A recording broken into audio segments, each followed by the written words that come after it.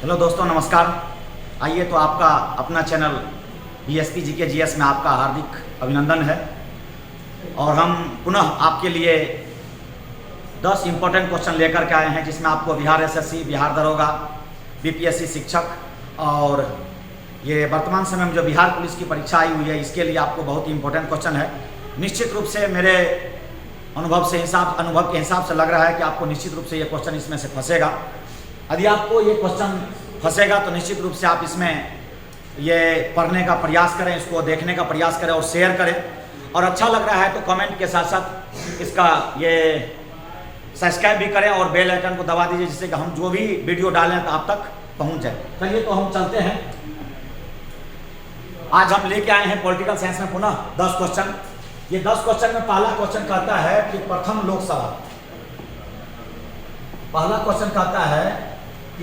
लोकसभा का गठन किस वर्ष किया गया था। तो प्रथम लोकसभा के गठन की जब बात किया जाए, कहता है किस वर्ष किया गया था, तो प्रथम लोकसभा का गठन 1952 में हुआ था वैसे। लेकिन इतना जान लीजिए कि इसका जो चुनाव शुरुआत हुआ था 25 अक्टूबर 1951 से 25 अक्टूबर 1951 से 21 फरवरी 1952 तक ये चुनाव चला था। पहला लोकसभा का चुनाव 25 अक्टूबर 1951 से 21 फरवरी 1952 तक चला था। और ये पहला लोकसभा का जो चुनाव हुआ ये बड़ा ही दुर्लभ था, जिसमें लोकसभा और विधानसभा दोनों चुनाव एक साथ हुआ था। मैं बता दूं कि पहला लोकसभा का जो चुनाव हो रहा था, इस समय हमारे देश के मात्र 15% व्यक्ति ही शिक्षित थे। और इस समय ये 15% व्यक्ति शिक्षित थे और इतने कम शिक्षित व्यक्ति में चुनाव करवाना बड़ा ही दुर्लभ था, बड़ा ही असंभव काम को उस समय हमारे देश के प्रथम प्रधानमंत्री रहे जवाहरलाल नेहरू ने, जो अंतरिम सरकार का नेतृत्व कर रहे थे, उन्होंने इस चुनाव को करवाना ये स्वीकार किया। और दुनिया के लोग देख रहे थे ये चुनाव इसका सफल होने वाला नहीं है, लेकिन उसके बावजूद भी ये चुनाव सफल हुआ। 25 अक्टूबर 1951 को चुनाव शुरुआत होता है और 21 फरवरी 1952 तक चलता है। और 21 फरवरी 1952 को जब चला तो कहता है लोकसभा का गठन किया गया 17 अप्रैल 1953 को लोकसभा का गठन किया गया। और 17 अप्रैल 1953 को जो लोकसभा का गठन हुआ, ये पहला लोकसभा 1952 में 17 अप्रैल 1952 को पहला बार ये लोकसभा का गठन किया गया।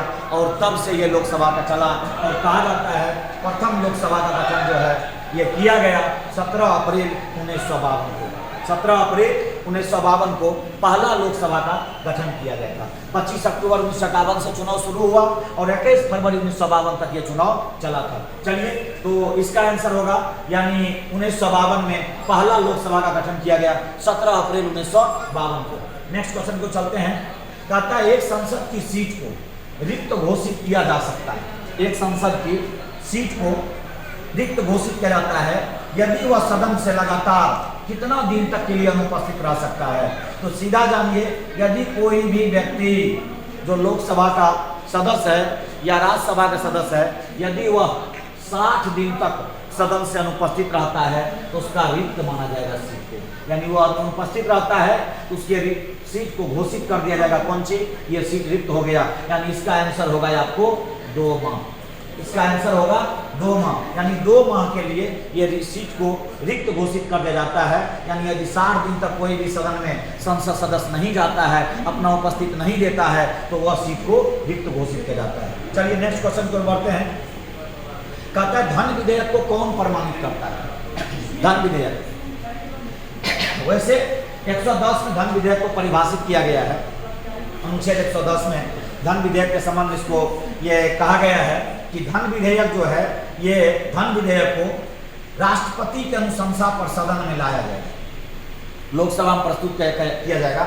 याद रखिएगा, धन विधेयक को राज्यसभा में प्रस्तुत नहीं किया जा सकता है, वो कभी भी प्रस्तुत किया जाएगा तो राष्ट्रपति के अनुशंसा पर वो लोकसभा में ही प्रस्तुत किया जाएगा।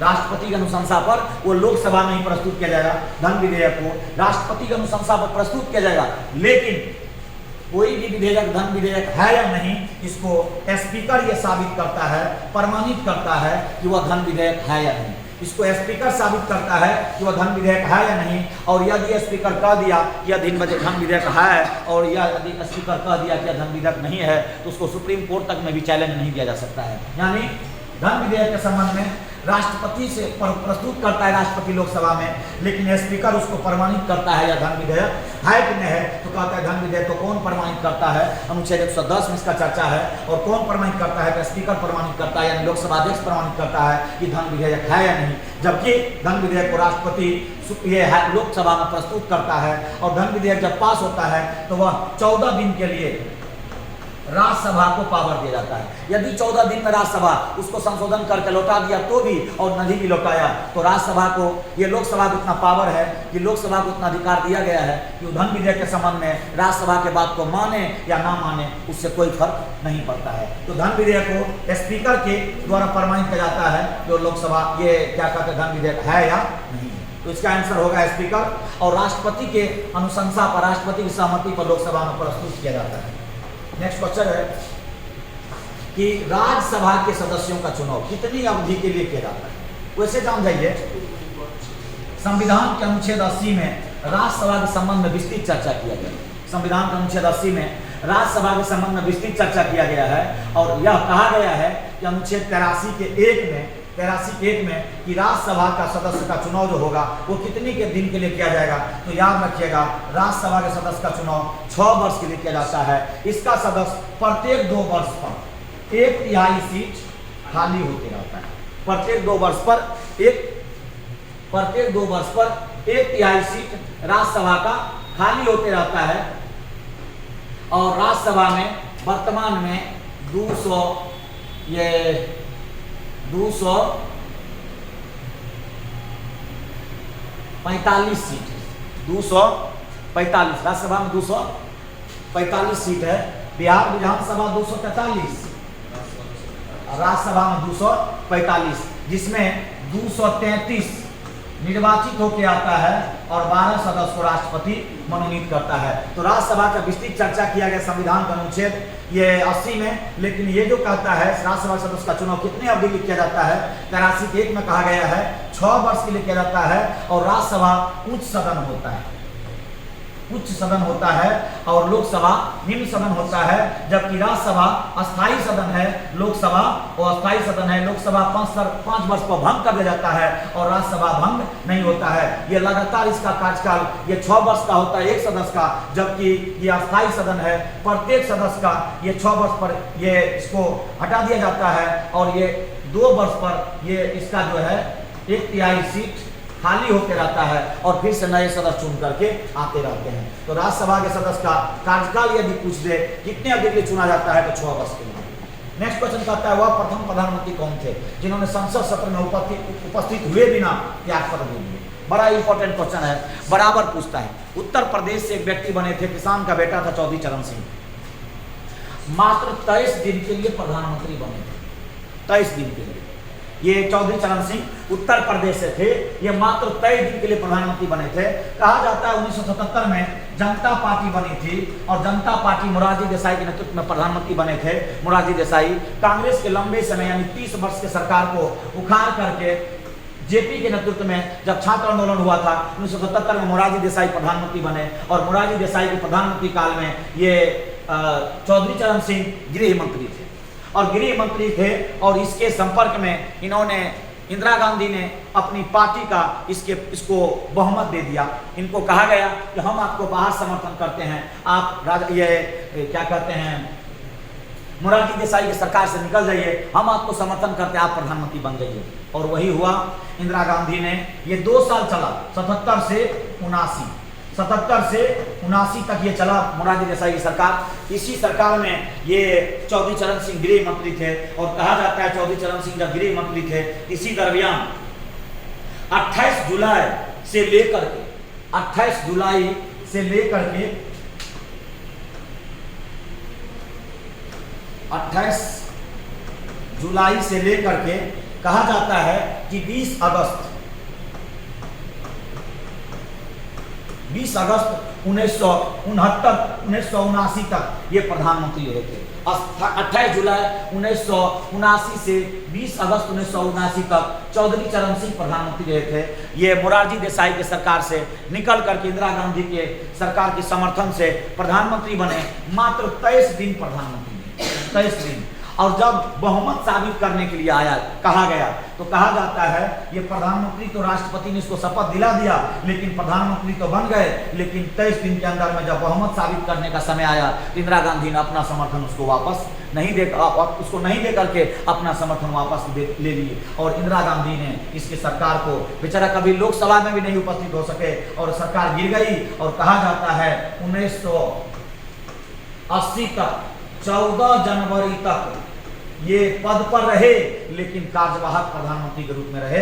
लेकिन इन्होंने ये 28 जुलाई से 20 अगस्त 1979 तक भारत के प्रधानमंत्री पद पर रहे। यानी कहने का मतलब प्रधानमंत्री के मोहर इसको लग गया चौधरी चरण सिंह पर। और कहा जाता है चौधरी चरण सिंह देश के प्रधानमंत्री बने 28 जुलाई से 20 अगस्त तक, मात्र 23 दिन बने रहे। और इंदिरा गांधी ने इसके साथ चाल चल गई। 23 दिन की सरकार को इंदिरा गांधी जो अवधि होता है सरकार को बहुमत साबित करने का, वो 30 दिन का। और 30 दिन में 23 दिन में इन पर ये सरकार ने जब दबाव दिया राष्ट्रपति ने क्या बहुमत साबित करिए, इंदिरा गांधी ने 23 दिन के बाद ये अपना वापस ले ली ये समर्थन। और सरकार यानी चौधरी चरण सिंह को इस्तीफा देना पड़ा। और ऐसे स्थिति में चौधरी चरण सिंह कार्यवाहक प्रधानमंत्री 14 जनवरी 1980 तक बने रहे। और फिर 1980 में जब चुनाव हुआ, इंदिरा गांधी फिर से जीत गई और इंदिरा गांधी फिर 1980 में देश की प्रधानमंत्री बनती है। तो इस प्रकार से इस क्वेश्चन का जो आंसर है, कहता है जिन्होंने संसद सत्र में उपस्थित हुए बिना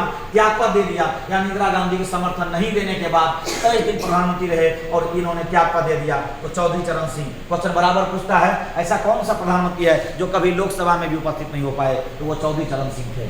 आइए इसके बाद लाल बहादुर शास्त्री भी प्रधानमंत्री बने थे 64 में जवाहरलाल नेहरू के मरने के बाद।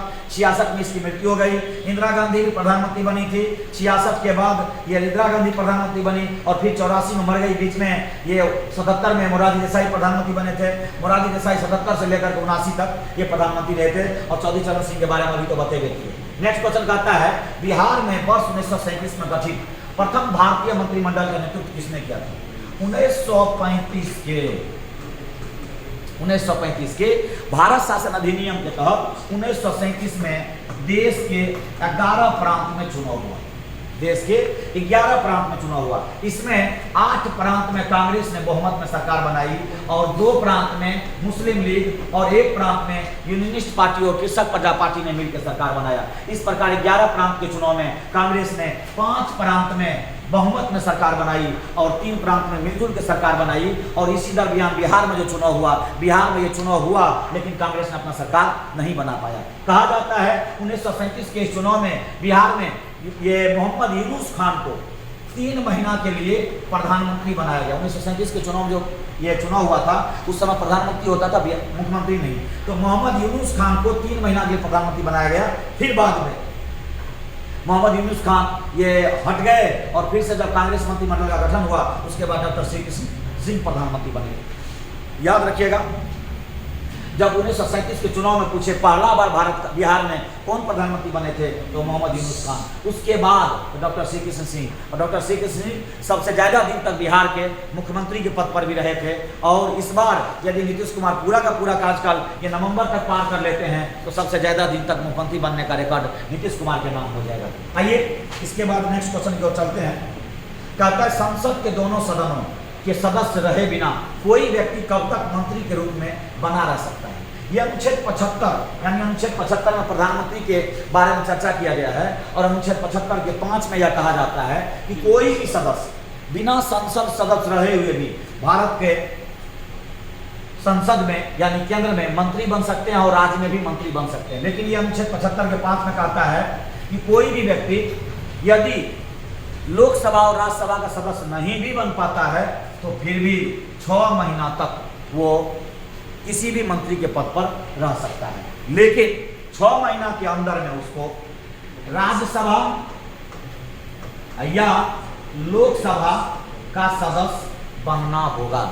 और यदि दोनों सदस्य में से वह 6 महीना के अंदर सदस्य बन जाता है, तभी वह अपने पद पर 5 वर्ष तक बने रहेंगे, नहीं तो 6 महीना में ही उसको पद सदस्य से हटना पड़ जाएगा। जैसा कि बिहार में आज से कुछ दिन पहले जब मुकेश सहनी भाग करके राजद से तेजस्वी यादव के साथ से जब बीजेपी में गए थे तो वह मंत्री बने थे ये मत्स्य विभाग के, और वह ना बिहार में कहीं से वो विधायक बन सके ना कहीं एमएलसी बन सके। और तेजस्वी यादव उसको बार बार कहा करता था कि आप रिचार्ज कूपन है, आपका वैलिडिटी खत्म और आप ये सिम की तरफ फेंका जाइएगा। और वही हुआ, 6 महीना पूरा और मुकेश सहनी पद से अवदस्त हो गए और फिर बीजेपी से भाग कर चले आए। जो 4 गो सदस्य था उसका वो भी बीजेपी ने छीन लिया विधानसभा से। यानी कोई भी व्यक्ति बिना लोकसभा और राज्यसभा, विधानसभा और विधान परिषद का सदस्य बने बिना 6 महीना तक मंत्री के पद पर रह सकता है। चलिए इसका आंसर होगा 6 माह। नेक्स्ट क्वेश्चन है, राज्यसभा का सभापति निम्नलिखित में से कौन होता है?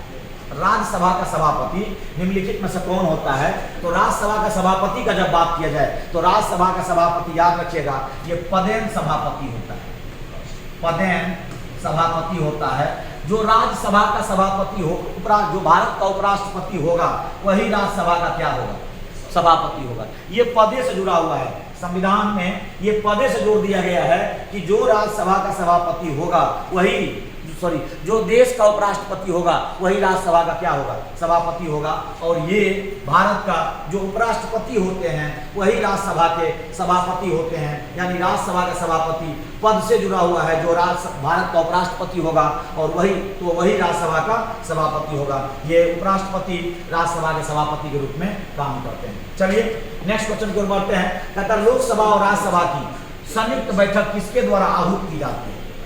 संविधान के अनुच्छेद 108 में यह कहा गया है कि लोकसभा और राज्यसभा की संयुक्त अधिवेशन बुलाया जाएगा जब किसी भी बिल या किसी भी विधेयक पर मतभेद हो जाएगा, कोई भी ऐसा अड़चन आ जाएगा तो राष्ट्रपति को यह पावर है, संविधान के अनुच्छेद 108 के तहत वो लोकसभा और राज्यसभा की संयुक्त अधिवेशन बुला सकती है। तो क्वेश्चन कहता है लोकसभा और राज्यसभा की संयुक्त बैठक किसके द्वारा आहूत की जाती है? तो राष्ट्रपति के द्वारा किया जाता है। लेकिन याद रखिएगा क्वेश्चन इसमें से पूछता है कि जब लोकसभा और राज्यसभा की संयुक्त अधिवेशन होती है तो उसका अध्यक्षता कौन करता है? तो याद रखिएगा लोकसभा अध्यक्ष के द्वारा ही अध्यक्षता किया जाता है। लोकसभा अध्यक्ष के द्वारा अध्यक्षता किया जाता है, लेकिन बुलाता है 108 के तहत कौन? लोकसभा के ये राष्ट्रपति उसको बुलाता है। अनुच्छेद 108 के तहत संविधान अनुच्छेद 108 में संयुक्त अधिवेशन का प्रावधान किया गया है, लेकिन अध्यक्षता करते हैं लोकसभा अध्यक्ष। ज्यादातर यही पूछता है कि जब संयुक्त अधिवेशन होता है उसका अध्यक्षता कौन करता है? लोकसभा अध्यक्ष करता है।